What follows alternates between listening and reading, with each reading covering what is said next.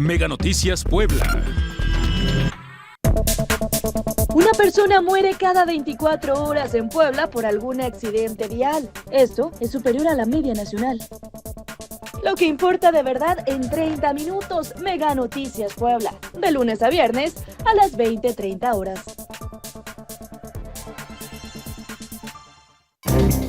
Más allá de la noticia, exponemos a la realidad.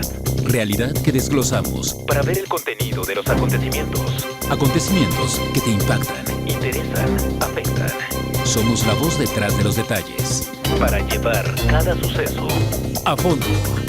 a fondo.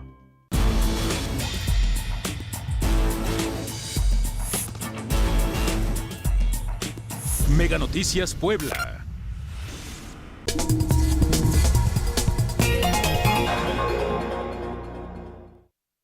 Excelente noche de miércoles, qué gusto que nos acompañen en A Fondo. En esta ocasión vamos a estar analizando el primer informe de la presidenta Claudia Sheinbaum. Algunos sectores importantes, ya lo hemos platicado en otros programas, pero vamos a puntualizar, por ejemplo, el tema de seguridad. ¿Qué fue lo que dijo la presidenta? Y bien, ¿cómo vamos? Aquí la información.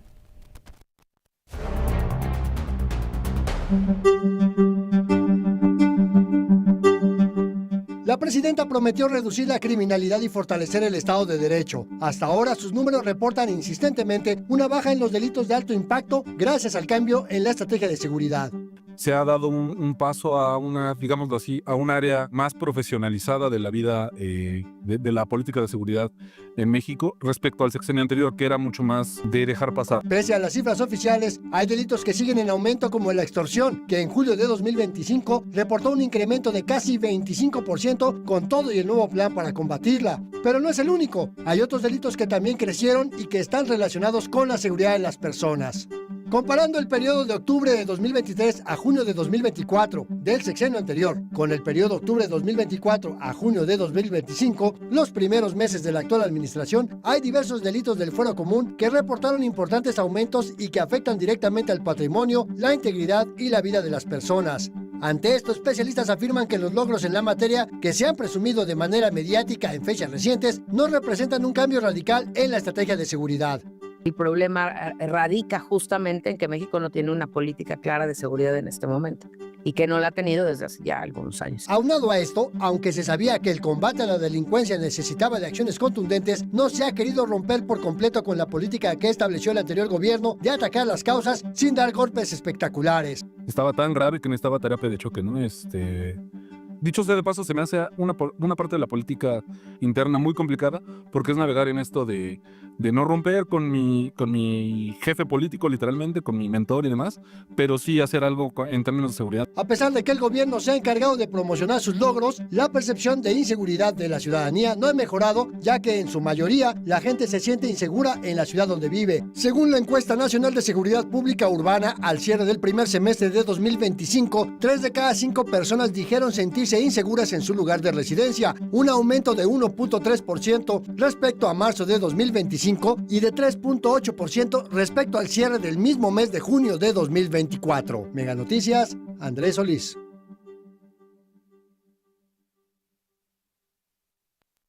Ahí las cifras mencionaban un cambio en la estrategia de seguridad si lo comparamos con los abrazos no balazos de la administración anterior. Jorge Calles, Alejandro Guillén, qué gusto que nos acompañen esta noche justo para ir desmenuzando, analizando lo que se dijo, lo que se vivió en este primer informe de gobierno y obviamente por los datos, ¿no? Los otros datos, diría la administración anterior. Ale. Muchas gracias, Lidia. Un gusto estar aquí con Jorge y con el auditorio. Mira, este tema de la seguridad es un tema que simplemente el Estado mexicano no ha podido darle a la ciudadanía, o al menos generar la percepción de que el problema ha bajado considerablemente. No lo ha logrado. Ahí lo vimos en las cifras hace un momento, como al revés, ¿no? La encuesta sobre percepción de seguridad del INEGI nos muestra de manera muy clara cómo en el último año se acabó de disparar la percepción de que la inseguridad ha aumentado más del 60%. Entonces, ello evidentemente obedece también a que diariamente, ya sea que lo viva en carne propia, o bien que se entere todos los días de que ha habido homicidios, ha habido robos con violencia, las extorsiones, veíamos ahí también cómo aumentaron el tema Oye, de las extorsiones. Es el que ha incrementado Se ha demasiado. incrementado demasiado. Entonces, quizás, y dentro de las cifras que comentó la presidenta de que ha bajado el 25% de los homicidios, quizá esto pueda ser cierto, pero aquí hay un detalle que todo mundo nos preguntamos, bueno, ¿qué hay con el asunto de las desapariciones? ¿Por qué al mismo tiempo que me estás informando que ha disminuido en un 25% los homicidios dolosos, por qué han aumentado las desapariciones? Más de 130,000. Y por más explicación que le han pedido a la presidenta de esas cifras que se manejan oficialmente, la presidenta no ha respondido a esa pregunta que es fundamental. Metodológicamente, ¿cómo están midiendo las desapariciones y los homicidios? Y si no tiene que ver esa disminución, entre comillas, de los homicidios con el aumento de las desapariciones, es decir, que hay una correlación. Entonces, ese es un punto que la presidenta no ha aclarado, solamente nos dice que ha bajado 25%, repito, puede ser, pero explícame por qué esto va de la mano con el aumento de las desapariciones. Claro. O sea, alguna relación debe haber. Es un asunto que no ha podido explicar la presidenta y viene queriendo, o por lo menos los periodistas ahí en la mañanera que le han preguntado sobre el tema, desde marzo le han estado pregunta, y pues ahora se los digo en julio, y ahora se los digo en agosto. Ya pasó agosto y no dijo nada, pasó el mensaje y tampoco ha dicho nada. No, exactamente. Entonces ahí tenemos un déficit de información por parte de la presidenta. Y por otra parte, creo que el otro problema que estamos observando de manera cotidiana es que ciertamente ya no estamos viviendo ese momento del abrazos no balazos que lamentablemente generó que la criminalidad organizada se apoderara de distintas partes del territorio nacional. O sea, quien domina, quien controla, quien gobierna es la criminalidad organizada. Ese fue el resultado de los abrazos no balazos. De una estrategia y fallida. Ahora, claro, por supuesto, y además a saber si fue una estrategia para combatir a la criminalidad. Algunos pensamos que no. Pero bueno, esa es otra discusión. Lo que sí es cierto es que sí cambió la estrategia, sí ha cambiado la estrategia. ¿Qué tanto va a poder, en este caso el gobierno federal, qué tanto va a poder realmente recuperar esos territorios sin tocar a los políticos que se han vinculado con la criminalidad? Porque esa es otra de las preguntas que nos hacemos. Muy bien, qué bueno que García Harfuch, su secretaría, el ejército, la marina, pues sí, se están dando golpes por aquí, golpes por allá, capturas por aquí, etcétera. Oye, pero por presiones de Estados Unidos también, Sí, ¿no? sí, también tiene que ver la presión de los norteamericanos, pero independientemente de ello, vaya, el gobierno está haciendo una cosa distinta a lo que vivimos durante 6 años con el gobierno de López Obrador. Entonces, ese hecho está bien, qué bueno que ya estén combatiendo a los criminales, pero de las cosas precisamente que nos estamos enterando en esta presión que están haciendo los norteamericanos, el asunto del Mayo, etcétera, algo que no ha quedado tampoco claro es, muy bien, qué bueno que combates a los criminales, pero ¿qué hay con todos aquellos políticos, gobernadores, presidentes municipales y otros tantos? No sabemos si senadores, diputados, bueno, ya hay un senador allá acusado de que creó incluso un cártel en Tabasco, ¿no? El caso de Adán Augusto López. Entonces, ¿qué hay con todos esos personajes? Esos personajes no se van a tocar, nada más vas a combatir a los criminales de la calle y estos que están ahí no va a haber nada contra de ellos. Vamos a esperar a ver qué ocurre posteriormente, si la presión norteamericana va a obligar al gobierno mexicano a comenzar a procesar a estos políticos que son en gran medida responsables de la inseguridad que hoy vive nuestro país. Jorge. Sí, yo estoy totalmente de acuerdo con lo que ha venido diciendo Alejandro. Yo diría, No sé si recuerdan el discurso de toma de posesión de la presidenta y ahora su primer informe. El tema de la seguridad siempre lo constriñó al indicador de homicidios y habló de combatir causas. Jamás se ha referido a la situación grave del crimen organizado como tal. La presidenta no mencionó este fenómeno. Mencionó que han bajado los homicidios, no refirió las desapariciones, no refirió ningún otro elemento propio del problemón que tenemos de seguridad. Sinaloa no lo mencionó y tiene más de un año de estar ocurriendo, y hace 2-3 días, en la previa del informe, grupos armados entraron a 3 hospitales en Culiacán y remataron a gente que estaban ahí. Y no es la primera vez que ocurre. Y uno dice, vamos, si como dicen los cuates de la combi, si ya se la saben, ¿por qué no lo prevén? Ajá, exactamente. Es decir, Sinaloa es un estado en guerra. Que no salen las noticias es otra cosa. Pero veamos los reportes que hay en las redes sociales y en diferentes medios. Está en una crisis económica, política y social muy fuerte Sinaloa. No lo mencionó. Es porque la seguridad para la presidenta se reduce, por un lado, al número de homicidios y por otro, lamentablemente, al problema de la soberanía. A pesar de hoy llega ayer llegó Rubio y hoy se entrevistaron. Empezaremos a tener información de qué se dijo en esta reunión. Y la presidenta sigue hablando de que cooperación pero no sumisión. Pero estamos combatiendo al crimen organizado. Algo que solos no hemos podido hacer. Claro, ¿no? pero yo no entiendo de dónde viene la preocupación por la soberanía cuando se trata de enfrentar a grupos del crimen organizado. Sabes que tú solito no puedes, ¿no? Y que además se está haciendo un tratado entre los dos países que además tiene una legislación amplia que no es nueva, donde el tema de la soberanía está contemplado, pero está por encima la cooperación en estos temas y en estos casos. Entonces, eso a mí me preocupa mucho, porque esa es la perspectiva que la presidenta tiene de la seguridad, lo que dice de que a pesar de que está cambiando efectivamente la política de seguridad, el hecho de que Harfuch fuera su carta fuerte, y a López Obrador no la quisiera, hablaba de que ella traía un enfoque diferente, pero la presión norteamericana ha exigido que esto vaya más allá de lo que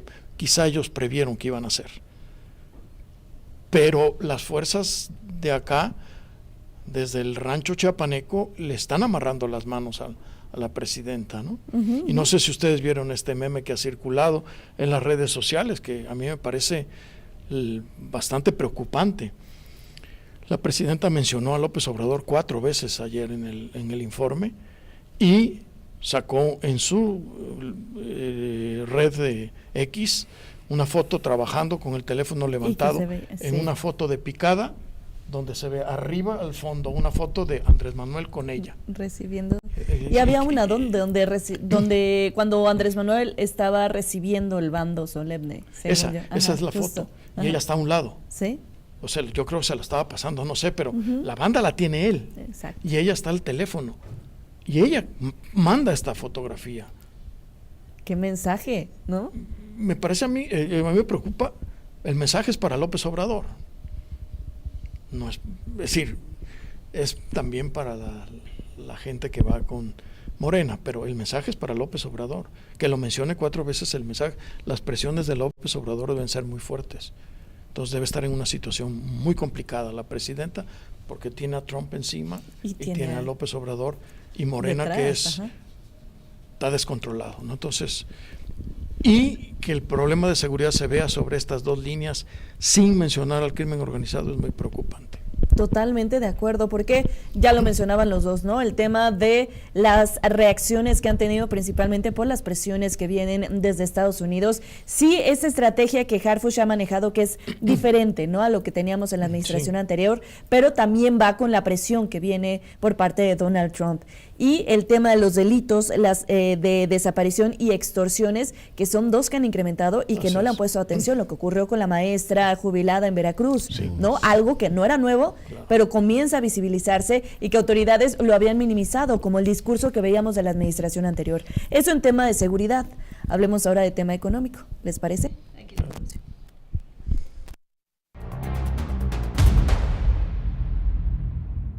Cambió el modelo de desarrollo del país y hay resultados y la gente hoy tiene mayor bienestar. Claudia Sheinbaum llega a su primer informe con un discurso económico triunfalista, reducción de la pobreza y mayor aumento al salario mínimo, pero los datos revelan una economía en alerta. Desde 2018, con Morena, México crece menos de 1% anual en promedio. En el primer trimestre de Sheinbaum, la economía cayó 0.7%, luego avanzó marginalmente 0.2% y 0.7%. Se evitó la recesión, pero el pronóstico de crecimiento en 2025 es escaso, 0.1%. Los motores de la economía, que son la inversión, el consumo y el gasto de gobierno, se debilitan en este 2025 y de ahí tan mediocres expectativas. Sectores clave muestran debilidad. Campo y ganadería cayeron 1.3% entre abril y junio. Industria y servicios crecieron apenas 0.8% y 0.7%. El desempleo es de 2.7%, mínimo en 23 años, pero entre abril y junio se perdieron más de 139,000 empleos. En julio se reportó la creación histórica de 1.2 millones, inflada por el programa piloto para registrar a trabajadores de aplicaciones. Quitando este factor, se perdieron más de 25,000. ¿Qué tenemos que esperar?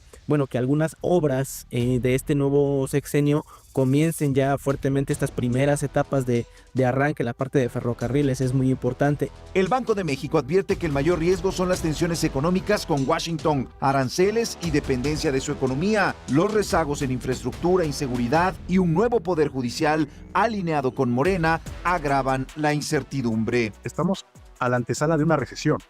Y si en Estados Unidos se pone peor la situación, se va a caer en las remesas, o llegamos a tener un problema de materia de comercio internacional, esto se va a poner bastante feo. 13.4 millones de mexicanos salieron de la pobreza, pero 44 millones carecen de salud y 24 millones sufren rezago educativo. Sheinbaum confía en su modelo económico basado en programas sociales, infraestructura, el TEMEC y finanzas sanas, pero los datos dicen lo contrario. Mega Noticias, Abel Martínez.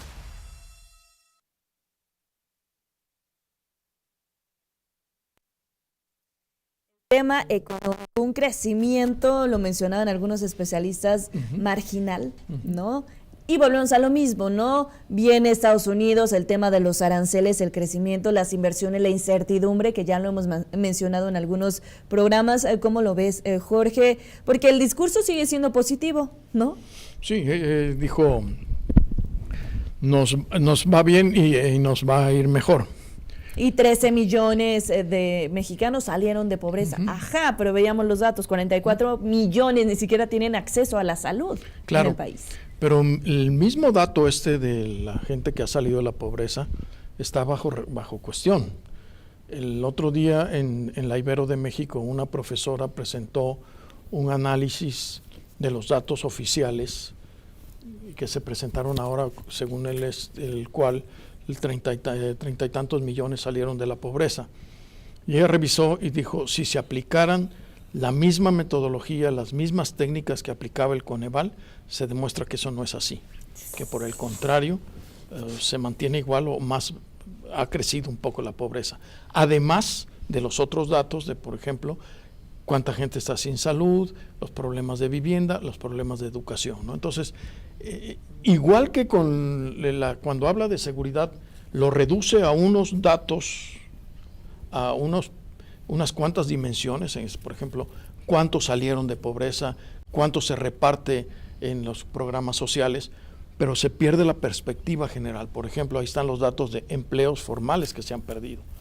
Eso implica que el crecimiento en la economía informal va a ser mayor. Y eso es un problema serio, porque en la economía informal tiene muchas consecuencias tanto para las familias como para el Estado. Ujú, El Estado no cobra impuestos y las familias viven en precariedad porque carecen de seguridad social y de otros beneficios. Entonces, esto hay que revisarlo. Pero además, ella dijo, estamos desarrollando un nuevo modelo económico. Viejo modelo económico.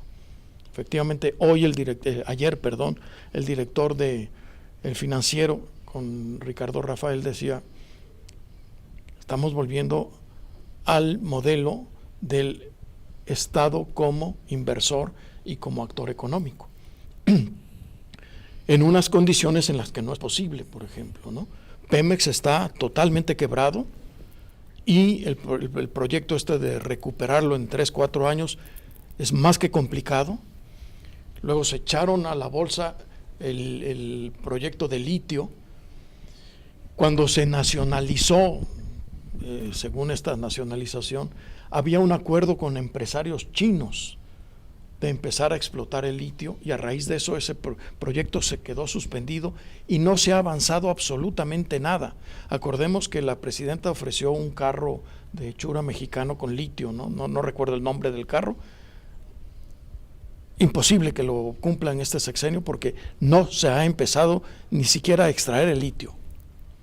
Entonces, digamos, es realmente muy preocupante, ¿no? Estamos en una situación en la que el Estado está totalmente quebrado y aspira a seguir controlando sectores de la economía. Ahora el Infonavit es nuevamente constructor. ¿De dónde va a salir ese dinero? Si en los 90 se echó para atrás ese modelo por incosteable y estaba resultando, vamos, la gente tenía acceso a la vivienda y conseguían créditos, mucha gente se hizo de casas. Ahora no va a ser posible porque no va a haber construcción. Entonces es muy preocupante sí. el escenario, ¿no? Ale. Bueno, agregando a lo que acaba de decir Jorge, que pues sí, ya hizo una descripción general de lo que está ocurriendo, lo primero que habría que subrayar es el hecho de que no ha habido realmente una reducción de la pobreza en sentido estricto. O sea, ya por más que se le quiera poner esa etiqueta, hay cosas muy cuestionables. Lo que se ha dado es un reparto de dinero. Y en ese sentido creo que el aumento al salario mínimo fue uno de los grandes éxitos de López Obrador y que es lo que lo sigue manteniendo con un alto nivel de legitimidad a pesar de que ya no es presidente. Eso por un lado. Por otra parte, el asunto de los programas sociales, en donde un buen número de familias están recibiendo estos programas sociales y que son también las que de alguna manera les ha permitido en el día a día salir avante de sus gastos cotidianos, que esto también es un logro importante. Pero, y lo cual está bien, hay que hacer algunos ajustes. Uno diría, bueno, no lo hagas universal porque nos está saliendo carísimo. Hay gente que no necesita de esos programas sociales y se los estás dando, ¿no? Y entonces pues eso encarece evidentemente los programas sociales y es más el gasto público, aumenta el gasto público. Pero justo porque no existe quien regule eso, ¿no? Entonces, y nunca lo existe. Sí, y hace un momento que comentaba Jorge este asunto del gasto público, ¿no? En la economía basada en el gasto público, en la inversión pública, etcétera, no solamente ha demostrado su fracaso, sino que además es una fuente de corrupción impresionante. Entonces, bueno, el punto es que esto de que ya se salió de la pobreza no es así. Ahí estaban los datos con respecto al tema educativo, el rezago educativo que existe. O sea, lo que puede sacar realmente a la gente de la pobreza es la educación. Y tenemos un terrible rezago educativo. La última de las pruebas PISA que se hicieron allá por 2022 nos demostró que México está en la calle de la amargura en materia educativa, en matemáticas, en comprensión de lectura. Somos el antepenúltimo lugar de toda la OCDE. Es una vergüenza lo que le ocurre a México en materia educativa. con un modelo educativo que, si bien es cierto, se procuraba dar un cambio, un giro con la reforma educativa que se hizo en época de Peña Nieto. Bueno, pues esa fue para atrás y ahora la están sosteniendo y pues nada más hay que ver el comportamiento de los sindicatos, particularmente de la Coordinadora Nacional de la Educación, en fin, todos estos grupos que al final de cuentas colaboran en el deterioro educativo, y al haber un deterioro educativo, pues esa gente no va a salir de la pobreza, está viviendo solamente del subsidio que les da el Estado. Y luego el otro problema, ya lo comentabas, el asunto de la salud.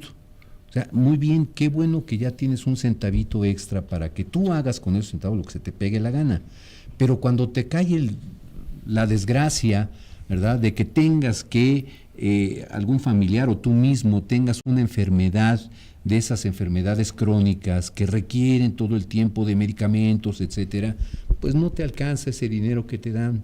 Y cuando vas al hospital, pues resulta que no tienen las medicinas. Y además, si vas al hospital y con estas lluvias, lo más seguro es que vas a llegar a nadar. Entonces, ahí tenemos otro problema. Tú dime si con este sistema de salud podemos decir que hemos salido de la pobreza o está saliendo México de la pobreza. No es así. Agreguemos, siguiendo con la lógica de Jorge, agreguemos que ha habido una contracción en el gasto público en este año, brutal, ¿sí? Brutal. ¿Qué significa esto? Que no se está invirtiendo en infraestructura, no se está invirtiendo, por ejemplo, en la modernización de la producción de energía eléctrica. Y si no se invierte en eso, las inversiones que se requieren para poder generar los empleos y realmente salir de la pobreza con empleos bien pagados no van a llegar. Entonces, puesto así las cosas, pues díganme ustedes si estamos saliendo de la pobreza solamente con los programas sociales y con el aumento al salario mínimo de los empleos que ya se están contrayendo. O sea, que ya se están cayendo, se está cayendo el porcentaje de los empleos en la economía formal y cómo está aumentando la informalidad. Entonces, ¿cómo nos atrevemos a decir que México está saliendo de la pobreza? Eso no lo resisten los datos duros, no lo resisten. Es que tienen otros datos. Y la presidenta puso mucho énfasis en la edición de ayer, martes, de Excelsior. Pascal Beltrán del Río hace un análisis del discurso, digamos, análisis de contenido, y plantea muy claramente que no recuerdo cuántas veces repitió la palabra bienestar, becas, programas sociales, etcétera, y de crecimiento no habló una sola vez. Habló de trenes, pero no habló de carreteras. Es decir, apoyando lo que estás diciendo de la infraestructura. La red carretera de México es obsoleta ya. Cada vez que uno toma una carretera, toma horas de horas. Hace 8, 10 años, 12 años, irme de Puebla a Villahermosa me tomaba 6 horas. Ahora ya hago 9 horas. Y no solamente el tráfico es imposible, sino las condiciones de seguridad son terribles. Y de mantenimiento, Jorge. Bueno, claro, sí, no hay Y en esas condiciones no viene la inversión. Por supuesto que no. Además, y no se vio que lo abordara, y no se vio que se no refirió para nada, no habló de crecimiento. Cuando era candidata, algo que a mí me llamó la atención, yo dije, esta señora trae ahí un as bajo la manga, hablaba de 100 ciudades industriales. Y lo repitió en el debate y lo repitió en campaña. Decía, esta señora va a aprovechar el rollo del nearshoring y cosas de estas. No se ha visto nada. No, para nada. No mencionó el Plan México para nada en el discurso. ¿Qué se ha hecho del Plan México? Lo han anunciado no hay nada. Sí, ese exhorto a los empresarios, el exhorto que ha hecho para que inviertan en México, que no saquen sus capitales y demás. Ni eso de derecho va a tener. Exactamente, porque además tenemos el problema que acabamos de ver ayer, ¿no? El cambio del Poder Judicial, la reforma judicial, en donde pues no generas ninguna certeza jurídica para la inversión. Entonces, ¿Cómo vamos a salir de la pobreza en estas condiciones? ¿Cómo van a venir las inversiones que generen esos empleos para que haya personas en la economía formal, laborando con un salario justo, digno, etcétera? ¿Cómo los vamos a generar en estas condiciones? ¿Quién va a querer, no? ¿Quién se va a querer aventar hay quien dice, el neta invertir? Así es, así es. Hay quien dice, esta reforma, la reforma al Poder Judicial, fue una reforma hecha por México, una reforma suicida. ¿Ya? Oye, y de la reforma te voy a parar tantito porque vamos a hacer una breve pausa y regresando vamos a retomar el tema justo de la reforma al Poder Judicial, estos cambios, esta elección que lo hemos platicado ya en varias ocasiones. Ya volvemos.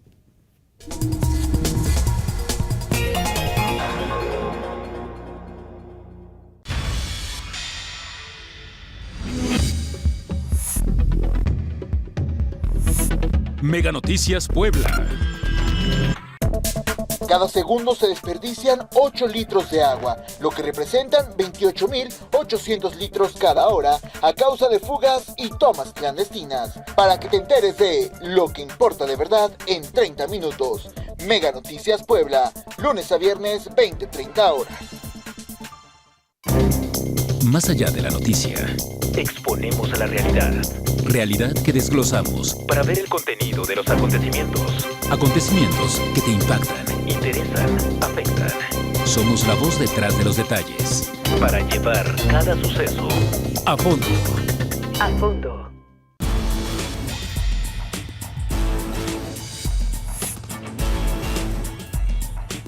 Mega Noticias Puebla.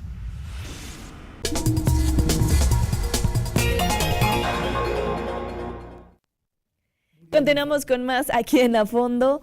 Oigan, decíamos, vamos a mencionar el tema de la reforma al Poder Judicial y aquí los datos.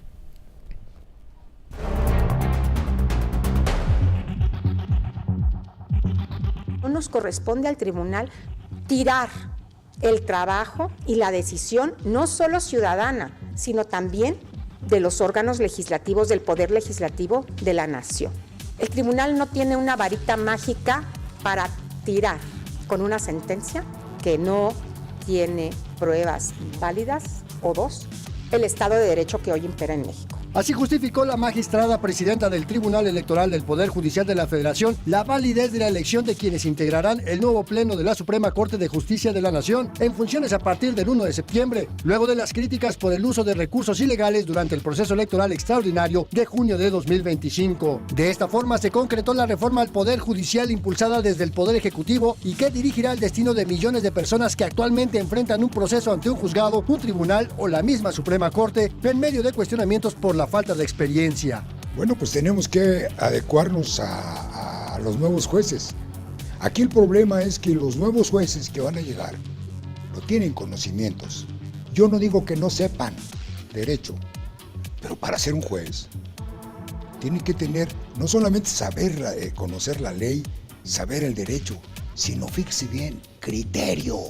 Y tampoco hay nada que permita realmente pensar que vaya a haber un mayor acceso a la justicia, una justicia más expedita y pronta, que son precisamente algunos de los derechos de las personas que enfrentan un juicio que tendrían que tener. La elección de personas juzgadoras terminó con un presupuesto acotado de 7,000 millones de pesos porque el Congreso recortó poco más del 50% del proyecto original del Instituto Nacional Electoral, pero tuvo un impacto mayor porque el INE tuvo que invertir recursos para enfrentar 823 amparos que buscaban suspender este proceso por diversas causas, incluyendo que había aspirantes a un cargo que no cumplían con los requisitos de ley o de oscuro pasado como Silvia Delgado, quien fuera abogada de Joaquín Guzmán Loera el Chapo, sentenciado en Estados Unidos por narcotráfico. Adicionalmente, también se desechó el amparo por el uso de acordeones para inducir el voto a favor de candidaturas afines al partido en el poder, pues no fueron considerados como motivo suficiente para anular la elección. Mega Noticias, Andrés Solís.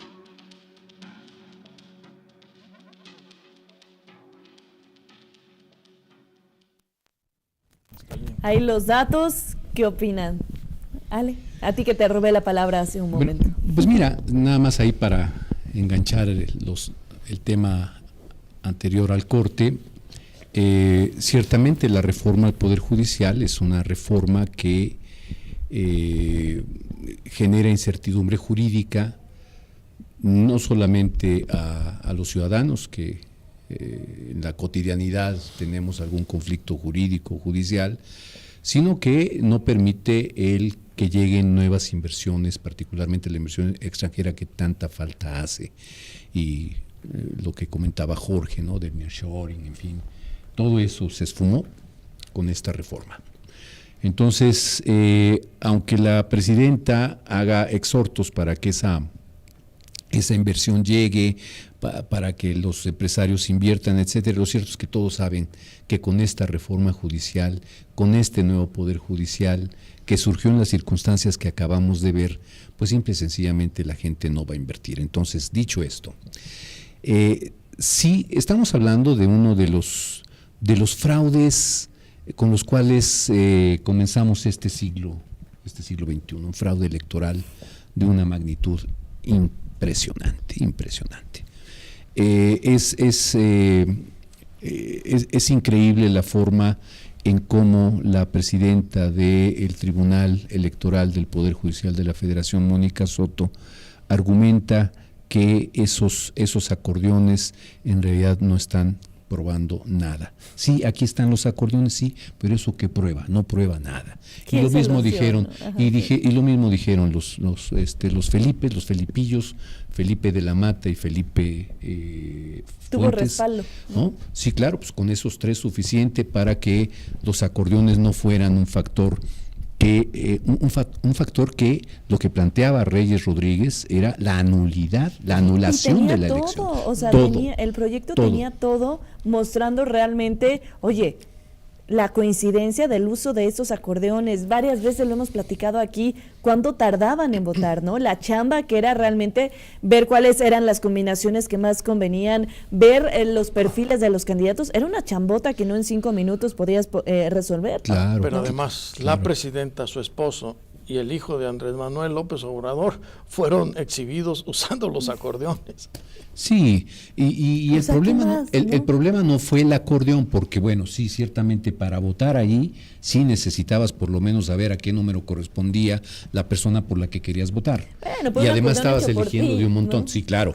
Pero no, aquí estamos hablando de los acordeones que fueron hechos desde algún rincón de la oscuridad de el gobierno, de alguna oficina gubernamental, de alguna secretaría, del partido en el gobierno, de por ahí salieron esos acordeones y esos fueron repartidos particularmente en oficinas públicas y en diferentes instituciones que pertenecen al Estado. Ahí se repartieron y ahí es en donde se dio la orden, hay que votar por esta gente.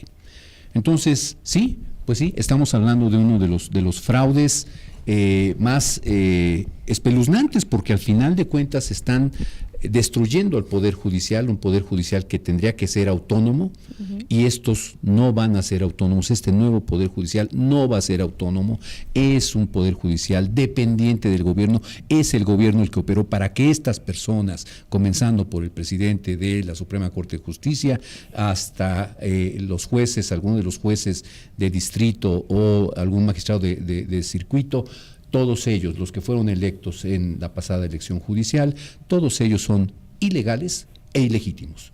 Ilegales porque, al final de cuentas, esos acordeones, como bien lo demostró Reyes Rodríguez Mondragón en su ponencia, que fue una ponencia de veras exquisita cuando tú la lees de principio a fin, cuando lees los argumentos, la contundencia de las pruebas, las evidencias, etcétera, el ejercicio estadístico que hizo, que Mónica Soto ahí despreció, ¿no? Diciendo, ¿cómo metes estadística? Como si con la estadística pudiéramos hacer justicia. De veras que la fulana es ignorante y esa es la presidenta del Tribunal Electoral del Poder Judicial. Es impresionante su ignorancia, además de que, pues bueno, ya vimos cuáles son sus argumentos jurídicos. ¿Por qué no presentaste las pruebas? ¿Por qué? ¿Quién hizo los acordeones? ¿Quién los hizo? Bueno, le estás pidiendo eso. Eso quisiéramos saber. Al ciudadano, a los ciudadanos le estás pidiendo eso, ¿no? Que sean los ciudadanos los que demuestren a ver quién fue el que imprimió los acordeones, de dónde vino la orden, en dónde esas personas que fueron electas son las que estaban en el acordeón. Entonces, realmente es las pruebas que presentó Reyes Rodríguez demostraban de manera contundente que eso fue un fraude, y de ahí viene la ilegalidad de estos personajes, pero además la ilegitimidad, insisten en decir que hubo un 13% que votó por ellos. No es cierto, insisto, subrayo, solamente fue el 6% de la gente que votó con esos acordeones. El otro 7%, 3% se abstuvo y los otros votaron por otras opciones, pero no votaron con ese acordeón oficial. Por lo tanto, los votos que en realidad fueron cómplices de esa corruptela, los votos que fueron cómplices de esa corruptela fueron el 6%, los 6 millones que sacó el actual presidente de la Suprema Corte de Justicia. Fue solamente el 6% el que votó por esta gente. Entonces, estamos hablando 6 millones, 6%, por lo tanto es completamente ilegítimo. Y ese discurso de que fueron electos por el pueblo es una vacilada. Ayer en un programa de matutino se planteaban, antes de esta elección, ¿quién conocía a Hugo Aguilar? Y de repente resultó el más votado, más que Lenia y más que Yasmín, que eran ampliamente conocidas, porque formaban parte de la corte y porque habían hecho lo suyo para ser conocidas, ¿no? Y sin embargo, Hugo sale más votado. ¿No funcionaron los acordeones? Vamos, por Dios, hombre, vamos. Claro. Está bien. Esto es muy grave porque de aquí es lo que sigue. Exactamente. Y ahora viene, y además ahora viene, no sé si me estoy adelantando, a la reforma electoral. Y ahora viene la reforma electoral, que es el último clavo del ataúd.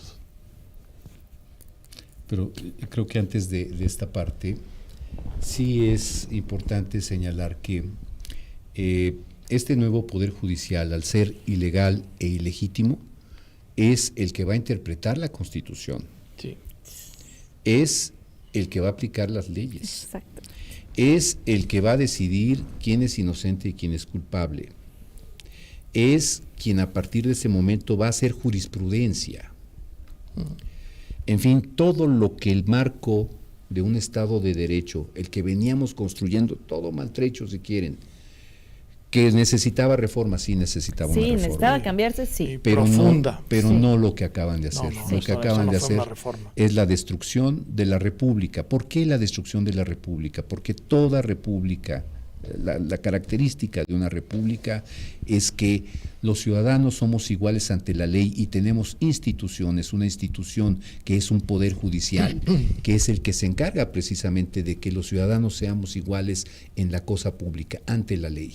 Esa es una característica de la república.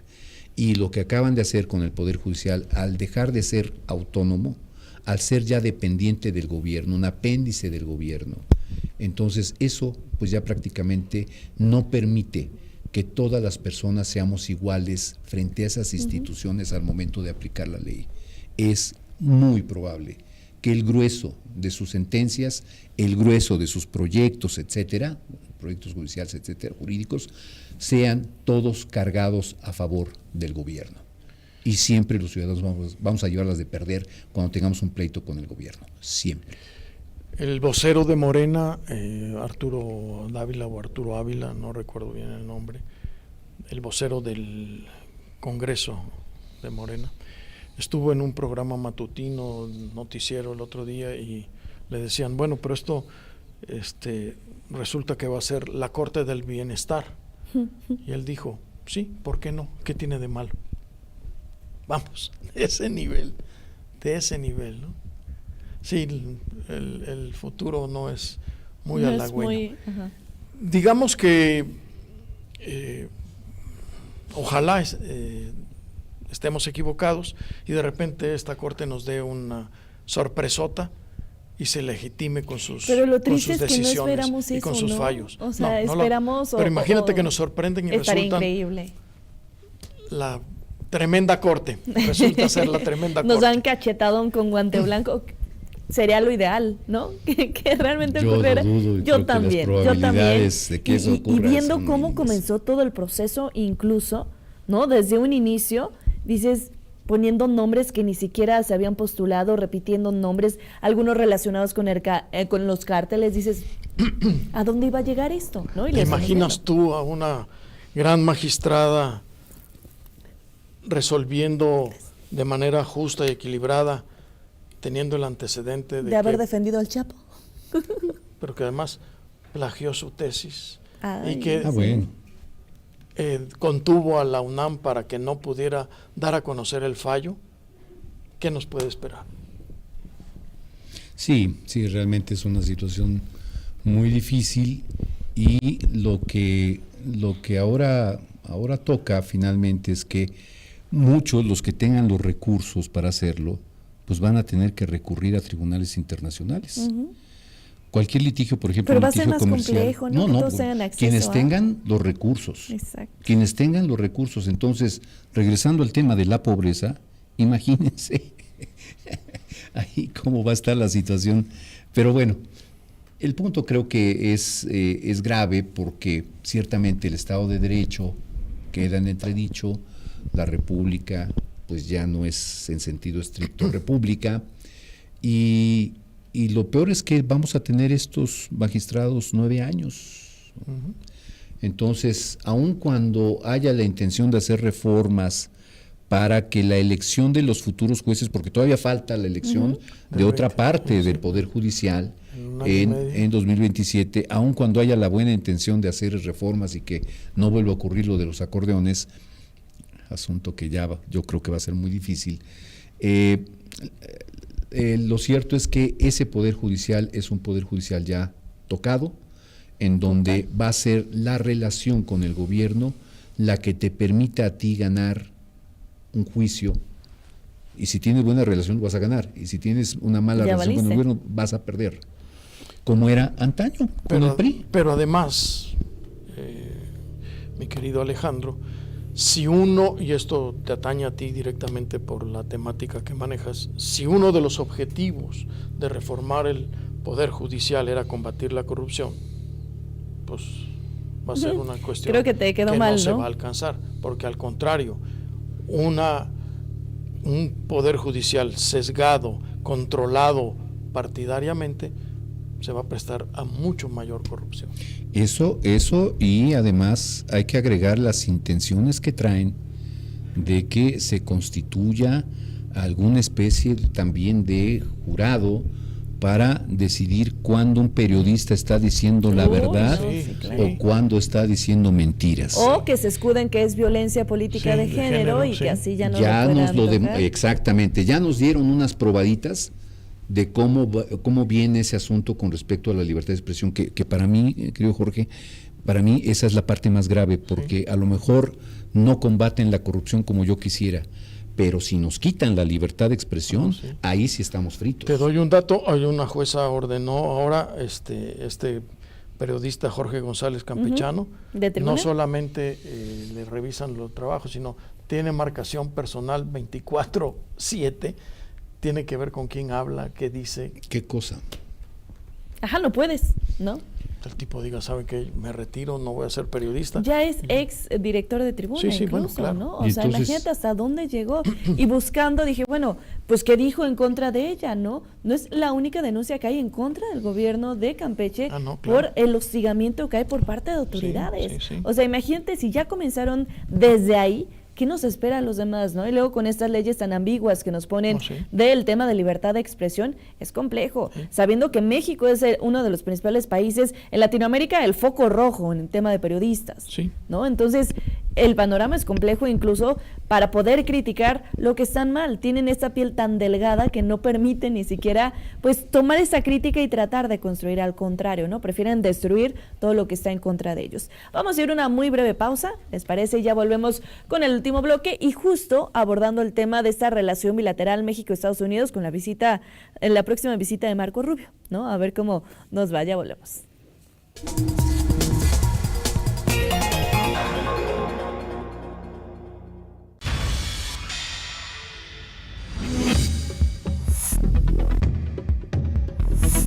Mega Noticias Puebla. Cada segundo se desperdician 8 litros de agua, lo que representan 28.800 litros cada hora a causa de fugas y tomas clandestinas. Para que te enteres de lo que importa de verdad en 30 minutos. Mega Noticias Puebla, lunes a viernes 20-30 horas. Más allá de la noticia, exponemos a la realidad. Realidad que desglosamos Para ver el contenido de los acontecimientos. Acontecimientos que te impactan. Interesan, afectan. Somos la voz detrás de los detalles. Para llevar cada suceso a fondo. A fondo.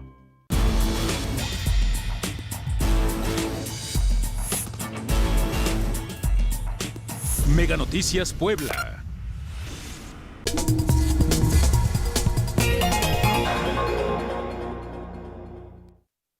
El chisme se pone muy bueno en los cortes, pero no.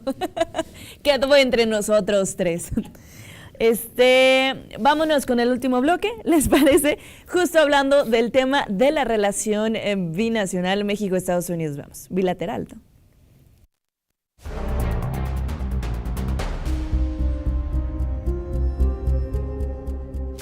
En campaña, Claudia Sheinbaum prometió fortalecer la política exterior y garantizar el acompañamiento y protección de las y los mexicanos en el exterior, especialmente en Estados Unidos. Sin embargo, el regreso de Donald Trump a la presidencia del vecino país del norte obligó al gobierno mexicano a cambiar la estrategia. Las amenazas de redadas y deportaciones del presidente norteamericano modificaron la agenda bilateral en materia migratoria, a pesar de que las detenciones y arrestos de migrantes de origen mexicano en lo que va de este 2025 son menores a los 2 últimos años del gobierno del demócrata Joe Biden.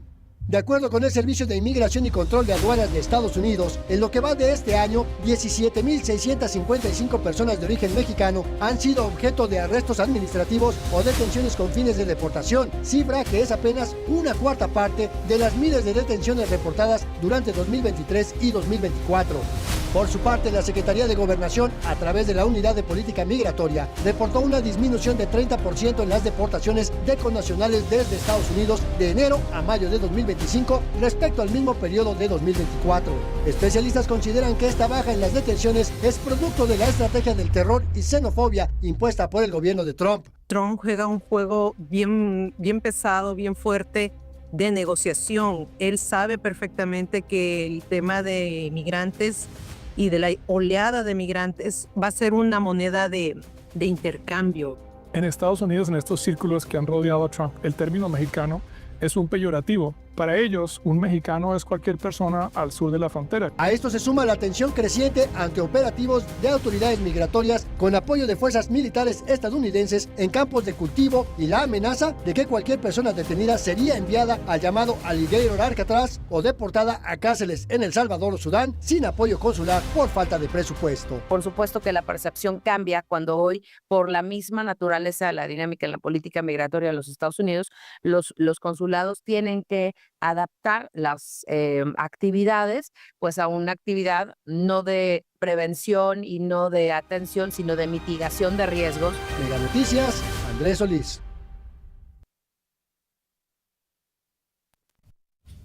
Así la situación.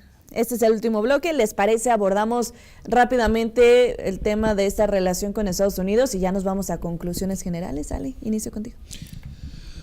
Bueno, mira, esta relación binacional es una relación muy tormentosa porque evidentemente, además del drama que están viviendo los connacionales a partir de la llegada de Trump, sobre todo a partir de la llegada de Trump, aunque creo que han sido más eficaces o más efectivos otros gobiernos para devolvernos mexicanos que este, pero este ha exhibido una violencia que no habíamos visto quizá en ocasiones anteriores. Entonces, más allá de este drama que viven nuestros connacionales, más allá de cómo a nuestro gobierno lo han hecho poner también una valla militarizada en la frontera norte y también en la frontera sur, de alguna manera. Sí, claro. Independientemente de ello, la relación Trump-Sheinbaum, Sheinbaum-Trump ha sido una relación tormentosa. Total. ¿No? Y muy esquizoide. ¿Qué es esquizofrénica? Esquizofrénica. Okay. Esquizofrénica. en el sentido de que vemos a un Donald Trump, por un lado diciendo que Sheinbaum es una mujer maravillosa, es, en fin, es lo máximo, etcétera, e inmediatamente viene algún golpe, ya sea verbal, ya sea con una acción. Entonces, esa relación con la cual Sheinbaum ha tratado de salir avante, no metiéndose en discusiones fuertes, en alzar la voz, etcétera, salvo el asunto de la soberanía, pero bueno, ya hemos explicado el tema de la soberanía y cómo esto de la soberanía pues hoy en día es muy cuestionable, esa defensa de la soberanía en donde no te metas con mis delincuentes, casi, ¿no?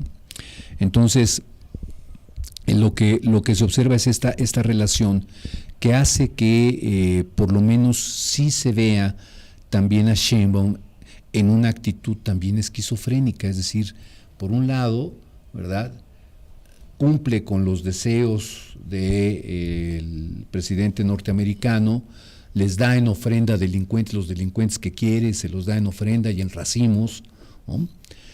No más falta el copal, casi. Y el incienso, pero por otra parte, hacia adentro, Sheinbaum está dando los pasos para ser un gobierno autoritario y ser duro con sus ciudadanos. Entonces, esa situación esquizofrénica o esquizoide, como dicen algunos colegas, que vemos en esta relación, lo estamos palpando en nuestra cotidianidad. No es un asunto nada más verbal entre dos mandatarios, sino que lo estamos viviendo en vivo y a todo color. Entonces, creo que esta relación, ok, tú no cumples con esto, ahí te van los aranceles, ¿no? Y te traigo así, asalto de mata, ¿verdad? Sí. Con los aranceles para que tú cumplas lo que yo te estoy diciendo. Tu soberanía, bueno, ahí échales el verbo a tus mexicanos, échales el verbo de que tú eres soberana y tú estás defendiendo la soberanía, pero a mí me cumples con esto, ¿no? ¿Y qué me tienes que cumplir? Deténme a los migrantes, ayúdame a detener a los migrantes y ayúdame a combatir a los narcos, a los narcos, particularmente los que tienen que ver con fentanilo. Entonces, en esas circunstancias realmente es muy difícil hablar de un gobierno soberano cuando tienes del otro lado un gobierno que es poderoso, que te tiene agarrado por la parte económica, porque el mayor temor que tiene el gobierno de Sheinbaum es que le aumenten los aranceles, porque eso, pues el poquito crecimiento económico, tu menos de 1%, se te puede venir para abajo. Y si se viene para abajo, pues se cae toda la cuarta transformación, porque vive fundamentalmente de ese poquito crecimiento para poder repartir el poco dinero que ya tiene. Entonces, es una relación muy complicada, una situación muy complicada para Sheinbaum, sobre todo porque yo no recuerdo en el pasado una relación bilateral tan esquizofrénica como esta. Ok. Sí, está bastante difícil esta relación por los temas que siempre han dominado la relación entre México y Estados Unidos, que son las relaciones comerciales, que esta vez están complicadas por los aranceles, pues el crimen organizado y la migración, ¿no? Pero creo particularmente que ahora Trump y los Estados Unidos están muy interesados en presionar mucho más allá, y lo están haciendo y van a seguir haciéndolo, porque tienen interés en detener en serio el trasiego del fentanilo, sobre todo porque en realidad está causando problemas de salud severos en los Estados Unidos. Exacto. Pero no lo están viendo, ¿no? O sea, sí es más fácil señalarnos a nosotros que... Sí lo ven, claro, nos señalan a nosotros, nos echan la culpa, siempre ha sido así, pero en Estados Unidos el número de personas que han muerto por abuso de fentanilo es ya considerable, y esto genera problemas electorales. Claro. ¿Sí? Esto la gente lo convierte en votos, ¿no? Que eso es finalmente lo que a Trump le interesa. Lo demás, que si México es autoritario, no, eso lo tiene totalmente sin cuidado. Quiere volver a ser su gran país, esperemos que le resulte, pero además está tomando mecanismos tremendamente autoritarios que radican ya en el fascismo casi en Estados Unidos. Esta cruzada contra los migrantes, que es prácticamente contra los hispanos y especialmente contra los mexicanos, es muy similar a la persecución que había contra los judíos en la Alemania, ¿no? Entonces esto es muy grave. Vamos a ver qué pasa con esta relación que están sosteniendo Marco Rubio y la presidenta en estos días, que yo creo que ya trae agenda, directamente ¿no? órdenes más. No había venido y además pasó primero por Ecuador, con el que no tenemos relaciones diplomáticas, y luego vino para acá. Y ya debe traer órdenes más precisas, probablemente 2, 3 nombres, y todo depende de cómo se resuelva la situación entre Estados Unidos y Venezuela también. Claro. Ya ayer derribaron un barco que según Trump llevaba cargamento de drogas hacia Estados Unidos, y lo bombardearon con un dron, se echaron, ¿no? Si pueden dar un golpe así de aniquilar a Maduro, o presionan para que caiga Maduro y todo esto, como les resulte este ensayo con Venezuela, va a seguir con México. Vamos nosotros. La presión sobre el cártel de los políticos nuestros, ¿no? Trump lo tiene muy claro. Y ese es, digamos, la cuerda floja sobre la que camina nuestra presidenta, ¿no? Porque aun cuando ella quiera, no puede, porque... Como si estuvieran contra la espada y la pared, claro, ¿no? Recordemos, yo insisto, en el 27 no solamente tenemos la segunda parte de la reforma electoral y otras las elecciones intermedias. 27, ¿no? Nos toca. Tenemos el proceso de revocación. Sí. Entonces, está complicado. Muy complicado. Y estos espacios justos para ustedes, para que reflexionen, y les ponemos como el contexto general, opiniones personales, ¿no? Particulares, pero justo para que ustedes reflexionen en casa todas las acciones pues que están tomando las autoridades, las decisiones, ¿no? Y sobre quién van pasando. Muchísimas gracias, Ale, Jorge. Gracias Lidia. Un gusto estar con ustedes. Y muchísimas gracias por haberme acompañado. Nos vemos mañana, 8:30 p.m. Excelente velada.